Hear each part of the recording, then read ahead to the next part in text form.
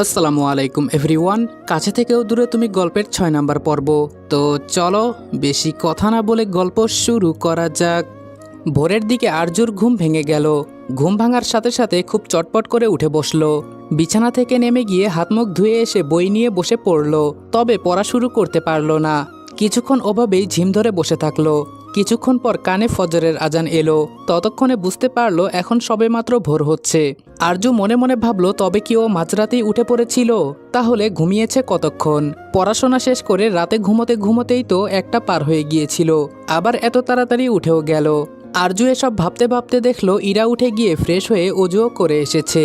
হিজাবটা পরতে পরতে হাসি মুখে আরজুকে বলল, নামাজ পড়বে না আরজু? যাও অজু করে এসো, নামাজ পড়লে ভালো লাগবে। আরজু বাধ্য মেয়ের মতন মাথা নাড়িয়ে চুপচাপ নেমে গেল বিছানা থেকে। অজু করে এসে নামাজ পড়ে নিল। আরজুর নামাজ শেষ হওয়ার আগেই ইরার নামাজ শেষ হলো। ইরা দুজনের জন্য 2 কাপ চা বানিয়ে আনলো। আরজু নামাজ শেষে উঠে বিছানায় গিয়ে বসলো। ইরা ওর দিকে চায়ের কাপটা বাড়িয়ে দিতেই আরজু ইতস্তত গলায় বলল, আমার জন্য বানিয়েছো কেন? আমি তো চা চিনি কিছুই কিনিনি। ইরা বলল, কেননি, এজন্য কি আমিও দিতে পারবো না? আরজু বলল, কিন্তু এমনিতে কেন দেবে? তোমারও কি আমার থেকে কিছু চাওয়ার আছে? তুমি কিছু নেবে আমার থেকে ইরা আপু? ইরার খুব অদ্ভুত লাগলো আরজুর কথা। প্রশ্ন করলো, তোমার কেন মনে হলো আমি এমনিতে দেব না? আর আমি তোমার থেকে যে কিছু চাইবো সেটাই তোমার কেন মনে হলো? আরজু বেশ স্বাভাবিক ভঙ্গিতেই বলল, কেউ কিছু দিলে তার পরিবর্তে অবশ্যই কিছু না কিছু নেয়, আর কিছু না নিলে কিছু দেয় না কেউ। তাহলে তুমিও দেবে? কোনো কিছুর বিনিময় ছাড়া তো কেউ আমাকে কখনো কিছু দেয়নি। এবার ইরা আরজুর কথার মানেটা বুঝলো। নিঃস্বার্থভাবে আরজুর উপকার করবে এমন কাউকে হয়তো আরজু কখনো পায়নি জীবনে। সেজন্য এই বিষয়গুলো ভাবতেও পারে না যে নিজের স্বার্থ ছাড়া কিংবা কোনো কিছু পাওয়ার লোভ ছাড়াও কেউ সাহায্য করতে পারে অথবা কোনো কিছু দিতে পারে। ইরা আরজুর গালে হাত রেখে আদুরে গলায় বলল, তুমি তো আমার ছোট বোনের মতো। আমি তোমায় ভালোবেসে সবকিছু দিতে চাই। এখন চা খাওয়াচ্ছি এটাও ভালোবেসে। আর ভালোবাসার বদলে শুধু ভালোবাসা দিলেই হবে। আমি আর কিচ্ছু চাই না। আরজু মুখে আর কিছু বলল না। চুপচাপ চায়ের কাপটা হাতে নিয়ে মনে মনে ভাবল, এই তো ভালোবাসা চাইলে ইরা আপু। তুমি এটা বলতে পারলে না যে আমি ভালো না বাসলেও তুমি আমায় ভালোবাসবে, আমাকে আগলে রাখবে। আমি ভালোবাসলে তবেই তুমি আমায় ভালোবাসবে। ইরা জানালার ধারে গিয়ে বসে মুনতাসিরের নাম্বারে কল করলো। কিছুক্ষণ কথা বলে ফোনটা রেখে দিতেই আরজু বলে উঠল, তুমি খারাপ মনে না করলে একটা কথা বলি আপু? ইরা হেসে সায় জানালো। আরজু নিজের ভেতরে কথাগুলো সাজালো। শব্দগুলো এলোমেলো হলে কথাটা শুনতে ভালো লাগবে না। সাজানো শেষে ইরাকে উদ্দেশ্য করে বলল, তুমি এত ভালো একটা মেয়ে, নামাজ পড়ো, সাথে পর্দাও করো, তাহলে প্রেম করো কেন? আরজুর প্রশ্ন শুনে ইরা শব্দ করে হেসে উঠে বলল, এই প্রেম করাটা আমার জন্য হালাল। আরজু কিঞ্চিত বিস্ময়ের সাথে বলল, প্রেম বুঝি হালালও হয়? ইরা বলল, সবার জন্য হয় কিনা জানি না, তবে আমার ক্ষেত্রে হালাল। তোমায় অন্য কোনো দিন বলবো হালালের কারণ কেমন। আরজু আর কিছু প্রশ্ন করল না। যেহেতু ইরা বলেছে যে অন্য কোনো দিন বলবে, তার মানে নিশ্চয়ই কথাটা আজকে বলার মতো না। সেজন্য আরজুও আর জোর করবে না। চাটা খেয়ে কাপটা ধুয়ে রেখে এসে বিছানায় উঠে পড়তে বসলো। বিড়বিড় করে পড়তে থাকলো তো পড়তেই থাকলো। ইরা কিছুক্ষণ ফোন দেখে আবার ঘুমিয়ে পড়লো। গাইস, তোমরা কি জানো আমি অনেক্সে গেম খেলার মাধ্যমে প্রতিদিন টাকা আয় করি? এই আইপিএলে তোমাদের পছন্দের টিমের উপর বাজি ধরে তোমরাও যদি আমার মতো টাকা আয় করতে চাও, তাহলে এখনই গুগলে ওয়ানেক্স সার্চ করে অফিসিয়াল ওয়েবসাইটে গিয়ে রেজিস্ট্রেশন করো। আর রেজিস্ট্রেশনের সময় যদি আমার দেওয়া special promo code RED18 use করো, তাহলে অসংখ্য বোনাস এবং ফ্রি স্পিন পেয়ে যাবা। আর ওয়ানেক্স কিন্তু একটা ইন্টারন্যাশনাল লাইসেন্সকৃত প্ল্যাটফর্ম এবং সবচেয়ে বিশ্বস্ত। এখানে তোমরা ক্রাশ ক্রিস্টালের মতো গেম খেলে সহজেই টাকা আয় করতে পারবে এবং বিকাশ নগদের মতো সকল মোবাইল ব্যাংকিং অ্যাপের মাধ্যমে সহজেই তোমরা তোমাদের জেতা টাকা তুলতে পারবে। আর 24 ঘন্টা 7 দিন কাস্টমার সাপোর্ট সুবিধা তো রয়েছেই। তাই আমি এটা ব্যবহার করে আমার রেগুলার হাত খরচের টাকা আয় করি। তোমরাও ট্রাই করে দেখতে পারো। পাপা ওঠো, স্কুলে যেতে হবে। আমার দেরি হয়ে যাচ্ছে তো। পাপা ওঠো, আমার স্কুল ব্যাগ গুছিয়ে দেবে না? 7 বছরের মেয়ে তাহির ডাকাডাকিতে পিটপিট করে চোখ খুলে তাকালো তাওকির। চোখ খুলতেই তাহির মিষ্টি মুখটা দেখে তাওকিরের মুখে হাসি ফুটে উঠল। হাত বাড়িয়ে মেয়েকে কাছে টেনে নিল। তাহিও বিছানায় উঠে বাবার পাশে শুয়ে পড়ল। তাওকির মেয়েকে জড়িয়ে ধরে কম্বল দিয়ে ঢেকে নিল। কিছুক্ষণের মাঝে হিমি এসে রাগান্বিত স্বরে দুজনকে উদ্দেশ্য করে বলল, দুজনের একজনেরও কি কাজ নেই? তাওকির, তোমায় অফিসে যেতে হবে না? আর এই যে তাহি, তোমায় স্কুলে যেতে হবে না? তোমায় আমি পাঠালাম তোমার পাপাকে ঘুম থেকে তোলার জন্য, আর তুমিও ঘুমিয়ে পড়েছো?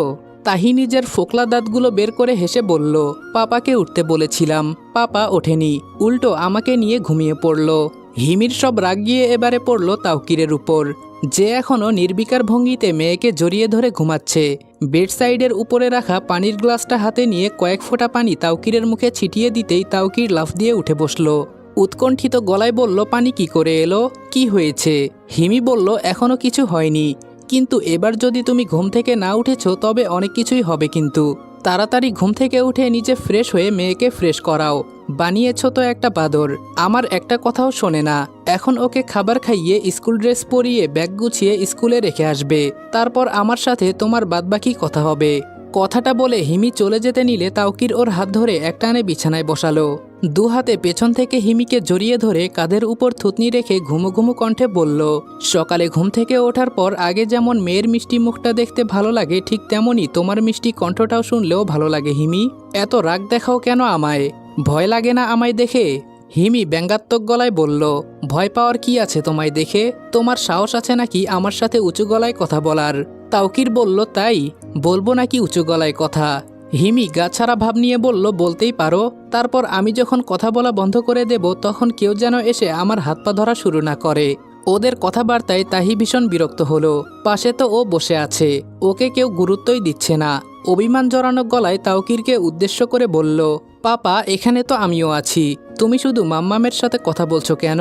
তাওকির যেন অল্প কিছু সময়ের জন্য ভুলেই গিয়েছিল যে পাশে মেয়েও বসে আছে। তাহির কণ্ঠ কানে যেতেই হিমিকে ছেড়ে দিয়ে অপরাধী গলায় বলল, সরি আম্মু, ভুলে গিয়েছিলাম। তাহি বলল, ঠিক আছে, এখন চলো, না হলে স্কুলে যেতে দেরি হয়ে যাবে। তাওকির একবার ঘড়িতে সময় দেখে নিল, এখনও তো অনেকটা সময় হাতে আছে, অথচ মা মেয়ে স্কুলে যাওয়ার জন্য তাড়াহুড়ো শুরু করে দিয়েছে। তাওকির কাউকে কিছু বলল না, নিজে আগে বিছানায় শুয়ে একটানে হিমিকেও শোয়ালো।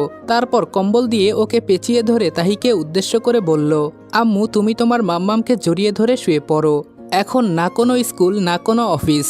হিমি ব্যস্ত গলায় তাওকিরের থেকে ছাড়া পাওয়ার জন্য ছটফট করতে করতে বলল, কি করছো? ছাড়ো, দরজাটা খোলা আছে। তাওকির বলল, কেউ আসবে না, আর এলেও কোনো সমস্যা নেই, আমি তোমায় নিয়ে একা ঘুমিয়ে নেই, তাহিও আছে, আর দিনের বেলায় কিছুই করব না তোমার সাথে, কোনো চিন্তা নেই, চুপচাপ আমাকে ঘুমাতে দাও। হিমি বলল, আচ্ছা ঠিক আছে, তুমি ঘুমাও, কিন্তু আমাকে উঠতে দাও, অনেক কাজ পড়ে আছে। তাওকির ছাড়ল না হিমিকে। হিমির লম্বা সিল্কি চুলের ভাঁজে মুখ ডুবিয়ে নেশালো গলায় হিমির কানের কাছে ফিসফিস করে বলল, তোমাকে জড়িয়ে না ধরলে তো আমার ভালো ঘুমই হয় না, তোমার চুলের গন্ধে আমি অভ্যস্ত, আমার বদ অভ্যাস হয়ে দাঁড়িয়েছে এটা, একটু থাকো আমার কাছে, একটু পরেই ছেড়ে দেব। হিমিও আর কিছু বলল না, চুপচাপ মেয়েকে জড়িয়ে ধরে শুয়ে থাকলো। এটাই তো হিমির শান্তির সংসার, যেখানে ভালোবাসা বিশ্বাস কোনো কিছুরই অভাব নেই, কোনো শান্তির অভাব নেই, কোনো স্বস্তির অভাব নেই, কোনো আনন্দেরও অভাব নেই। হিমির নিজের হাতে গোছানো ভালোবাসার সংসার।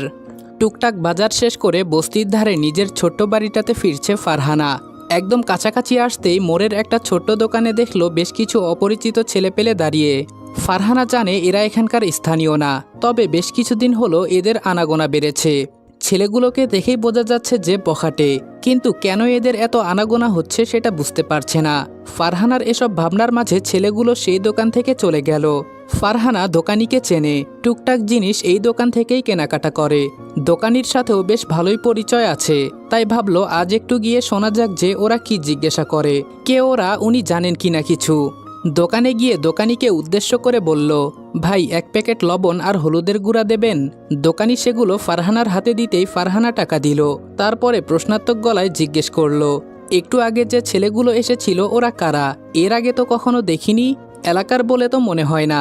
দোকানি বলল, হ্যাঁ এলাকার না, আইছিল একজনের খোঁজ করবার লাইগা, কইতেছিল চিনি কিনা ওই নামের কাউরে। ফারহানার মনের সন্দেহ তীব্র হলো, উৎকণ্ঠিত গলায় বলল, কাকে খুঁজছিল? দোকানি বলল, এক মাইয়ারে খুঁজতেছে, নাম কি জানি কইল, ভুইলা গেছি আপা। ফারহানা বলল, একটু মনে করার চেষ্টা করুন না ভাই, কাকে খুঁজছিল ওরা? ফারহানার এত উৎসাহ দেখে দোকানি ভ্রুকুচকে বলল, আপনার এত উৎসাহ কেন আপা, চেনেন নাকি স্যারাগুলার কাউরে? ফারহানা খুব তাড়াতাড়ি নিজের উৎসাহটাকে দমিয়ে ফেলে স্বাভাবিক হওয়ার ভঙ্গিতে বলল, আমি ওদের চিনতে যাব কেন? আসলে আপনি নামটা বললে যদি আমি তাকে চিনে থাকতাম তাহলে বলতাম, আশেপাশের কেউ হয়তো। দোকানি বলল, ও আচ্ছা, কিন্তু আশপাশে থাকে বইলা মনে হইল না, এইখানে যারা থাকে তাগো তো আমি চিনি, কি যেন নাম কইল? ভদ্রলোক নিজের মস্তিষ্কে যে বেশ চাপ প্রয়োগ করলেন ওটা ওনার মুখভঙ্গি দেখেই বোঝা গেল। ফারহানা অপেক্ষা করতে লাগলো নামটা শোনার জন্য। অবশেষে ভদ্রলোকের মনে পড়তেই বলল, মনে পড়ছে আপা, পুতুল নাম কইছিল। নামটা শুনতেই ফারহানার অন্তরাত্মা কেঁপে উঠল। তার মানে মনে মনে যা সন্দেহ করেছিল তাই সত্যি। এরা তবে সেই জানোয়ারেরই লোক। গলায় ঝুলিয়ে রাখা মাস্কটা ফারহানা মুখে জড়িয়ে নিল। হিজাবের কিনারার একটু অংশের সাহায্যে কপালের ঘামটুকু মুছে নিয়ে তাড়াহুড়ো কণ্ঠে বলল, আমি আসি ভাই, পরে কথা হবে। দোকানি বলল, আরে আপা, কইলেন না তো চেনেন নাকি এই নামের কাউরে? ফারহানা বলল, না ভাই, আমি কাউকে চিনি না। আর ওদেরকে বলবেন না যে আমি আপনার কাছে এই বিষয়গুলো নিয়ে খোঁজ করেছি, কেমন? আসলে বুঝতেই পারছেন, হয়তো পরে সন্দেহ করে আবার আমাকে বিরক্ত করা শুরু করবে। এখন আসছি। দোকানি আর এই নিয়ে বেশি মাথা ঘামালো না। ফারহানা ঠিকই বলেছে। যদি একবার ওদের কানে যায় যে ফারহানা উৎসাহ নিয়ে শুনতে চেয়েছে পরিচয়, তবে হয়তো ভাববে ফারহানা চেনে ওদের কাঙ্ক্ষিত মানুষটাকে। দেখেই তো বোঝা যায় বখাটে ছেলে পেলে। শেষে আবার বিরক্ত করা শুরু করে দেবে।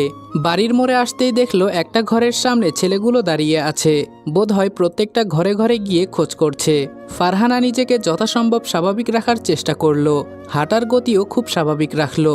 বেশি আস্তে হাঁটলেও যেমন সন্দেহ করতে পারে, ঠিক তেমনই বেশি জোরে হাঁটলেও সন্দেহ করতে পারে। খুব স্বাভাবিকভাবে ওদের পাশ কাটিয়ে চলে গেল। ছেলেগুলো অন্যদের সাথে কথা বলছিল বিধায় ফারহানাকে ঠিক দেখলো না। আর কেউ দেখলেও তেমনভাবে গুরুত্ব দিল না। রাস্তা দিয়ে মানুষ হাঁটবে, এটাই স্বাভাবিক। বাড়ির তালা খুলে স্বাভাবিকভাবে ভেতরে ঢুকে দরজাটা বন্ধ করে দিল। দরজার কাছে বসে পড়ল ফারহানা। মনে হচ্ছিল এই বুঝি ওরা ধরে ফেলল, এই বুঝি প্রাণটা বেরিয়ে গেল, এই বুঝি ফারহানার সংসার, স্বামী, সন্তান সবই শেষ করে দিল ওর ভুলের জন্য। এদিকে দরজার কাছে বসে ফারহানাকে এমন হাঁপাতে দেখে হুইল চেয়ারে বসে থাকা ওর স্বামী শফিক এগিয়ে এসে চিন্তিত গলায় বলল, কি হয়েছে তোমার, হাঁপাচ্ছ কেন? ফারহানার হিজাবটা খুলে ভয়ার্ত গলায় বলল, পুতুলের খোঁজ করতে করতে ওরা এসে গেছে এখান অবধি। এক ভয়ঙ্কর আতঙ্ক প্রকাশ পেল ফারহানার কণ্ঠে। চোখ দুটোতে অদ্ভুত রকমের ভীতি প্রকাশ পাচ্ছে। কণ্ঠ তার কাঁপছে ভয়ে। শফিক বলল, কারা এসেছে? ফারহানা বলল, যাদের ভয়ে আজ এতগুলো বছর ধরে পালিয়ে পালিয়ে বেড়াচ্ছি, তারা এসে গেছে শফিক। শফিকও ভয় পেল। তবে এখন যদি সে নিজেও নিজের ভীতিটা প্রকাশ করে তবে ফারহানা আরও ভয় পেয়ে যাবে। ওকে আশ্বস্ত করে বলল, চিন্তা করো না, আমাদের কিচ্ছু হবে না, ওরা চিনতে পারবে না আমাদের। ফারহানা এবারে ডুকরে কেঁদে উঠে বলল, আর যদি চিনে ফেলে? ওরা বাড়ি বাড়ি গিয়ে জিজ্ঞেস করছে পুতুল নামের কাউকে চেনে কিনা। শফিক বলল, চিনবে না তো এই নামে কাউকে খুঁজলেও। ফারহানা বলল, যদি ওরা আমাদের বাড়িতেও খোঁজ করতে আসে? শফিক বলল, সেসব তখন দেখা যাবে। ফারহানা বলল, আমার ভয় করছে শফিক। শফিক বলল, বললাম তো কিছু হবে না। আর এমনিতেও আমার মনে হয় ওরা আসবে না, এলে এতক্ষণে চলে আসতো। ফারহানা নিজের ভয় কমাতে পারে না। মনের মাঝে একটা চাপা ভীতি কাজ করতেই লাগলো। শুধু বারবার মনে হচ্ছে কখন না জানি ওরা এসে দরজায় করাঘাত করবে, কখন না জানি জিজ্ঞেস করবে পুতুল নামে কাউকে চেনেন।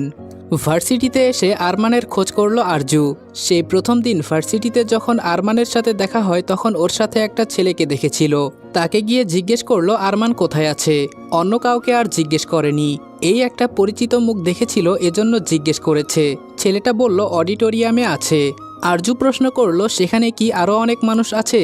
ছেলেটা একটু ভাবনা চিন্তা করে উত্তরে বলল, না, এখন মনে হয় আর কেউ নেই, একটু আগে ছিল, তবে ভাষণ তো শেষ, আপনি এখন যেতে পারেন, অডিটোরিয়াম ফাঁকাই আছে, আর থাকলেও 2-4 জন ছেলে পেলে থাকতে পারে, তবে আপনি যদি ভাইয়ের সাথে একান্তে কথা বলতে চান তবে ভাই ওদেরকে বের করে দেবে। চিন্তা করবেন না, আমাদের ভাই মহান মানুষ, তার বিচার বিবেচনাই আলাদা। আরজু চুপচাপ চলে যেতে নিলে ছেলেটা পেছন থেকে একবার আপু বলে ডাকলো। আরজু ঘুরে তাকাতেই ছেলেটা হাসি হাসি মুখ করে বলল, দেখুন আপু, আপনি ভাইয়ের কাছে যাচ্ছেন, তার মানে নিশ্চয়ই কোনো সাহায্য পাওয়ার জন্য। নিশ্চয় আপনি বুঝতে পেরেছেন আমাদের ভাই অনেক ভালো মানুষ, তাই বলছি ভাইকে আপনাদের জন্য কাজ করতে সহযোগিতা করুন। ভোটটা কিন্তু আমাদের ভাইকেই দেবেন, একদম আপনাদের জীবন বদলে দেবে ভাই। কি চান আপনারা? সবকিছুই এনে দেবে আমাদের ভাই। আরজু বলল, শান্তি এনে দিতে পারবে আপনার ভাই?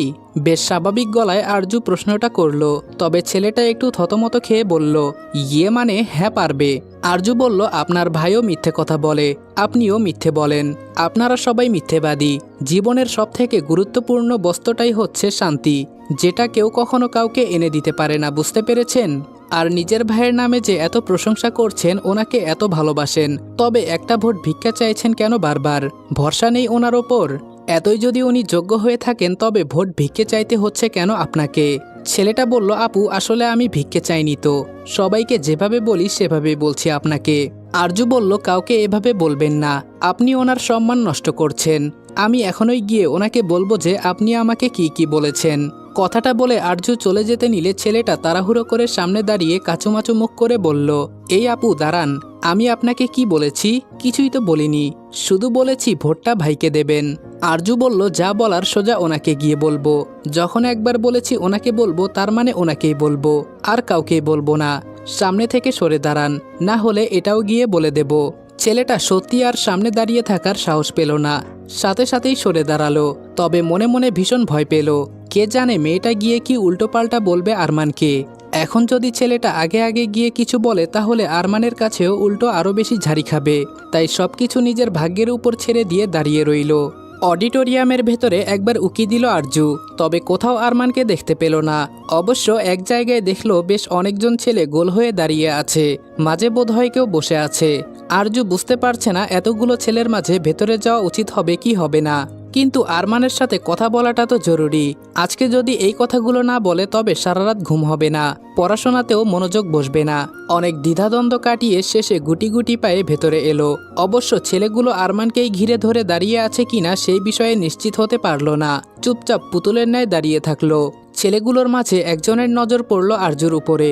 ছেলেটা একটু গম্ভীর গলাতেই আরজুকে প্রশ্ন করল, কি চাই? হঠাৎ প্রশ্ন করাতে আরজু একটু কেঁপে উঠল। তৎক্ষণাৎ জবাবে বলল, আপনাদের ভাইকে। ছেলেটা গম্ভীর গলায় বলল, ভাইকে চাই মানে? সে তো সবাই ভাইকে চায়, তার মানে কি ভাইকে দিয়ে দেব নাকি? জানতো এখান থেকে। ব্যাপারটা আরজুর আত্মসম্মানে লাগলো। এভাবে চলে যেতে বলল কেন? জায়গাটা কি ওর একার? এই জায়গাটা তো সবার। তবে ও কোন সাহসে যেতে বলল? কিঞ্চিত রাগী গলায় বলল, জায়গাটা আপনার নামে লেখা নেই, আপনি আমাকে এখান থেকে চলে যেতে বলতে পারেন না। তার থেকেও বড় কথা, আমি আপনাদের ভাইকে চাই বলতে বুঝিয়েছি আমি ওনার সাথে কথা বলতে চাই।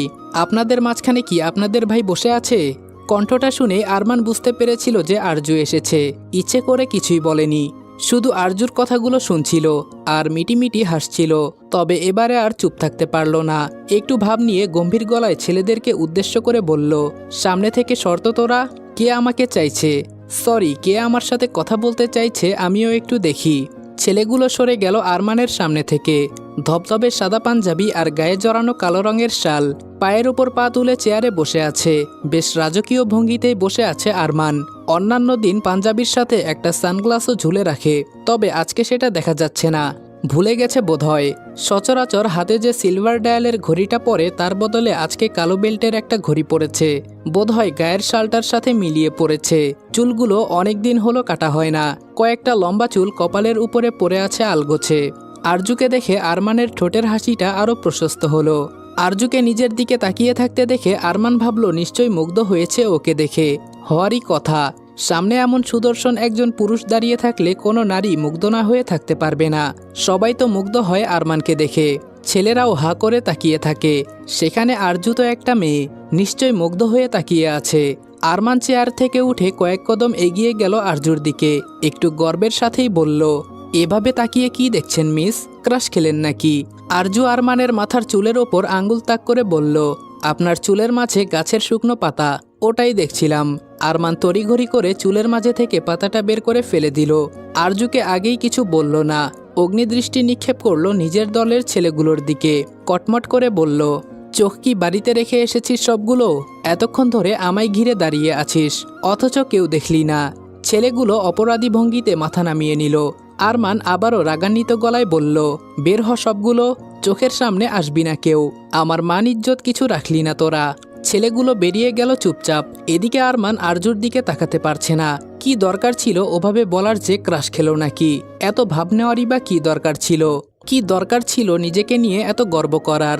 দিল তো ভেঙে আরজু সব গর্ব, বুঝিয়ে দিল তো যে ওর দিকে তাকিয়ে থাকার মতন বিশেষ কিছু নেই। আরজুর মতো মেয়েরা খুব সুন্দরভাবে আরমানের মতো সুদর্শন পুরুষদেরকেও প্রত্যাখ্যান করতে পারে, তবে ঘুরে না দাঁড়িয়ে কোনো উপায় নেই।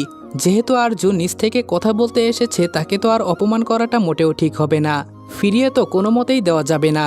এক হাতে মাথা চুলকাতে চুলকাতে আরজুর দিকে ফিরে তাকিয়ে বলল, কিছু বলবেন আপনি? আরজু অন্য কোনো কথাই না গিয়ে সরাসরি বলল, দুটো প্রশ্ন আছে আপনার কাছে। ভাববেন না আমি নিজে থেকে এই প্রশ্নগুলো আপনাকে করতে এসেছি। আপনি আমার মনে প্রশ্নগুলো ঢুকিয়ে দিয়েছেন, তাহলে এগুলোর সমাধান করার দায়িত্বটাও আপনারই। সেজন্যই এসেছি। আরমান বলল, এত অজুহাত দিতে হবে না, কি বলতে চান বলুন। আরজু একটু নড়ে চড়ে উঠে বলল, প্রথমত, সত্যিই কি পৃথিবীতে অনেককে বিশ্বাস করা যায়? আর দ্বিতীয় প্রশ্ন, সত্যিই কি সবাই অপেক্ষা করে থাকে যে কোনো নির্দিষ্ট একটা মানুষ এসে তার জীবন গুছিয়ে দেবে? মুখে হালকা হাসলেও ভেতরে ভেতরে আরমান ভীষণ খুশি হলো। আরজুর বিষয়ে খুব গুরুত্বপূর্ণ একটা ব্যাপার আরমান ধরে ফেলেছে, আর সেটা হলো মেয়েটার মনে প্রশ্ন জাগিয়ে দিতে হবে। যত প্রশ্ন জাগাতে পারবে মেয়েটা ঠিক ততই উত্তর খোঁজার জন্য বারবার আরমানের কাছে ছুটে আসবে। আর এই সুযোগই কাজে লাগাতে হবে আরমানকে। আরমানকে চুপচাপ হাসতে দেখে আরজু বলে উঠল, আমি আপনাকে উত্তর দিতে বলেছি, হাসতে বলিনি, তাড়াতাড়ি উত্তর দিন। আরমান আবারও অপমানিত হলো। কেমন যেন মেয়েটা, একটু হাসতেও দেবে না। ও কি আর জানে নাকি যে আরমান কেন হাসছে? তবে নিজের অপমান নিয়ে এখন আর বেশি মাথা ঘামালো না। আরজুর প্রশ্নের উত্তর দিতে হবে, ঠিকঠাক উত্তর দিতে হবে, সেই সাথে আবার নতুন করে ওর মনে প্রশ্ন জাগাতে হবে। আরমান বলল, আপনার প্রথম প্রশ্নের উত্তর দেই। অবশ্যই পৃথিবীতে অনেককে বিশ্বাস করা যায়। আপনি একবার ভেবে দেখুন তো, আপনি কি আপনার বাবা মাকে বিশ্বাস করেন না? আরজু বলল, না, করি না।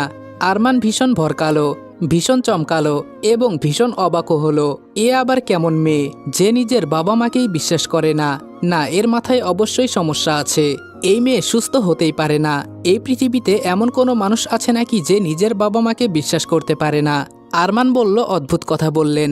বাবা মাকে কেন বিশ্বাস করতে পারবেন না? ওনারা জন্ম দিয়েছে আপনাকে। আরজু বলল, জন্ম দিয়েছে এজন্যই যে বিশ্বাস করতে পারবো এমন কি কোনো কথা কোথাও লেখা আছে? ওনারা আমায় বিশ্বাস করে না, তাই আমিও ওনাদেরকে বিশ্বাস করি না। আপনি করেন আপনার বাবা মাকে বিশ্বাস? আরমান বলল, অবশ্যই। আমার বাবা মা আমার জীবন, নিজেদের থেকেও বেশি বিশ্বাস করি ওনাদের। ওনারাও আমাকে নিজেদের থেকে বেশি বিশ্বাস করে। বাবা মার সাথে কারো তুলনা হয় নাকি? আরজু আনমনে কিছু একটা ভেবে বলল, মাকে একটু বিশ্বাস করি, কিন্তু বাবাকে একদমই না। আপনার বাবা মা মনে হয় অনেক ভালো, তাই না? আপনাকে অনেক ভালোবাসে, খোঁজ খবর নেয় আপনার। আরমান বলল, অবশ্যই। কেন, আপনার নেয় না? আরজু অনেকক্ষণ ভাবলো বলবে কি বলবে না। সবশেষে ঠিক করলো বলবে না। কেন বলবে? আরমান কে হয় আরজুর? কেউই না। কথাটা সম্পূর্ণ এড়িয়ে গিয়ে বলল, সম্পূর্ণ উত্তর পেলাম না। আপনি আমাকে যেটা জিজ্ঞেস করেছেন সেটার নেগেটিভ উত্তর পেয়েছেন। তাহলে আবার ভালোভাবে বোঝান। আরমান একটা দীর্ঘশ্বাস ছেড়ে বলল, দেখুন, আমার জীবনে যে সম্পর্কগুলোর গুরুত্ব আমার কাছে খুব বেশি, মানে যারা আমার কাছে বিশ্বস্ত, তারা যে আপনার কাছেও বিশ্বস্ত হবে তেমন না। যেমন ধরুন, আমার অনেক ভালো বন্ধু আছে যাদেরকে আমি বিশ্বাস করতে পারি, কিন্তু আপনার তেমন কেউ নেই হয়তো। আবার আপনি বলেছিলেন আপনার আপাকে বিশ্বাস করেন, কিন্তু আমার একটা ভাই আছে যাকে আমি বিশ্বাস করি না। আবার এই যেমন আমি আমার বাবা মাকে বিশ্বাস করতে পারি, কিন্তু আপনি পারেন না। আমি কি বোঝাতে পারলাম? আরজু বলল, আর দ্বিতীয় প্রশ্নের উত্তর? আরমান আলতো হেসে বলল, সেটা তো আপনার নিজেকেই বের করতে হবে। আরজু এবারে হালকা রাগান্বিত গলায় বলল, অদ্ভুত তো, আপনি প্রশ্নটা আমার মনের মধ্যে জাগিয়েছেন, এর মানে আপনি উত্তর দেবেন। আরমান বলল, বেশ, তবে আমাকে সুযোগ দিন বোঝার। আরজু বলল, মানে? আরমান বলল, মানেটা হলো আমাকে আপনাকে বোঝার সুযোগ দিন। আপনি আদৌ এটা চান কিনা যে কেউ একজন এসে আপনার জীবনটা গুছিয়ে দিক? এটা আমায় বুঝতে গেলে তো আপনাকে বুঝতে হবে, তাই না? তাহলে আমায় আপনার সাথে নিয়মিত দেখা করতে হবে, নিয়মিত কথা বলতে হবে। আপনাকে নিজের মনের কথাগুলো আমাকে বলতে হবে। তারপর আমি ধীরে ধীরে আপনাকে বুঝতে পারবো, আপনার বিষয়ে খুঁটিনাটি জানতে পারবো। তারপর আপনার প্রশ্নের উত্তরটা দিতে পারবো, তাই না? তাহলে বিকেলে পার্কে দেখা করি। আরজু কিছুক্ষণ তীক্ষ্ণ দৃষ্টিতে তাকিয়ে থাকলো আরমানের দিকে। আরজুর দৃষ্টিতে আরমানের ভেতরে থাকা সবকিছু ওলটপালট হচ্ছিল ঠিকই, তবে নিজেকে খুব স্বাভাবিক রাখার চেষ্টা করলো। ভয় পেল আরজুর দৃষ্টিতে, তবুও সেটা প্রকাশ করতে চাইল না। মুখে ফুটিয়ে রাখলো হাসি। বেশ অনেকক্ষণ আরমানের দিকে তাকিয়ে থাকার পর আরজু কাটকাট গলায় বলল, আমি বুঝতে পেরেছি, আপনি ইচ্ছে করে এমনটা করছেন। আপনি আমাকে এমন জটিল সব প্রশ্নের প্যাচে ফেলছেন যেগুলোর কোনো সত্যতা নেই, যেগুলোর উত্তর আপনার কাছেও নেই। আপনি আমাকে বিভ্রান্ত করে আমার সাথে কথা বলতে চাইছেন, আমার সময় নেওয়ার চেষ্টা করছেন। মোট কথা আপনি ষড়যন্ত্র করছেন। রাজনীতিতে যেমন নোংরা ষড়যন্ত্র করেন ঠিক তেমনই আমার সাথেও সেই নোংরা ষড়যন্ত্র করছেন। ধরা পড়ে গিয়ে আরমানের মুখটা চুপসে গেল। হ্যাঁ, এটা ঠিক যে আরমান ষড়যন্ত্রই করেছে, কিন্তু তাই বলে নোংরা ষড়যন্ত্র না। কোথায় রাজনীতির ষড়যন্ত্র আর কোথায় ভালোবাসার? মেয়েটা কার সাথে কিসের তুলনা করছে?